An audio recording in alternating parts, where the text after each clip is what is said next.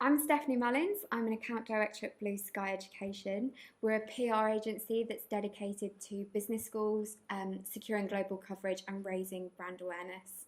So today I was talking about how business schools can use strategic communications to really reinforce their competitive edge.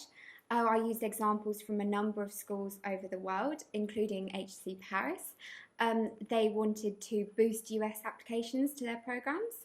So we thought up an edge what they can use, which was luxury, and we pitched it to the Wall Street Journal, who then basically gave them a free advert that said the place to study an MBA if you want to work in the luxury industry is HC Paris, and it resulted in a 30% increase in their applications.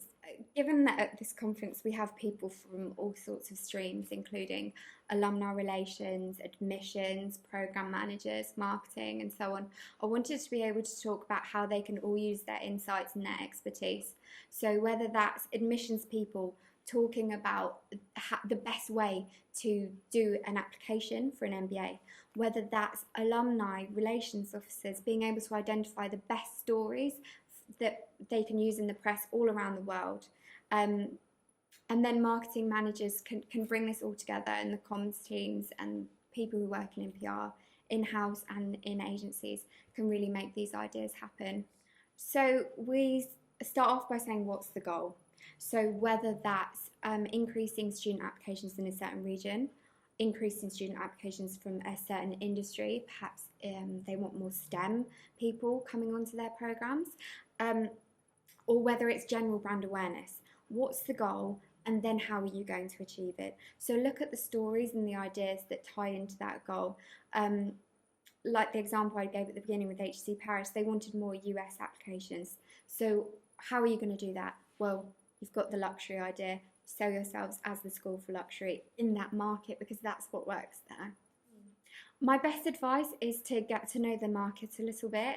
We're quite fortunate in that our team are given a goal, so they might have to focus on certain areas of Europe or Asia or the US, and they can work out how that market works. So, for example, in India, a lot of parents have a massive influence on where their children study. So, what is going to appeal to parents when you're pitching stories to the press there? Because that's who you should be targeting.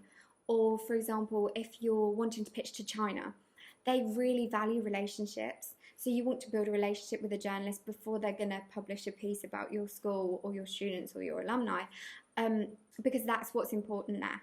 In the UK, they're about time. So they want things quickly and snappy. They want a tiny little paragraph by email before you have any depth or relationship. They are about the job, and that's the first and foremost.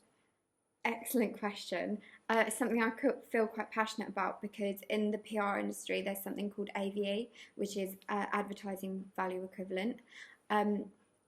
We've been advised by the CIPR and so forth not to use this because it's not accurate. It basically means how much the PR would cost if you bought it as an advert, and then times by sort of the impact it has. It can vary sort of agency to agency, person to person. Real ROI, I think, isn't about AVE, it's about the actual impact that a piece of coverage has. So you secure a piece in Mongolia and that school gets their first ever Mongolian applicant. That is real ROI, not the numbers involved. I genuinely think it's a collaborative approach between whether you're just doing this in-house as a comms person or whether you've got an agency doing these efforts, talking to the people in admissions, talking to the program managers to work out what efforts you've made and what impact they've actually had in real life inside the business school. That is the best way. I think there are so many people within a business school that have insights and opinions that are really interesting to the press. I think they are underutilised.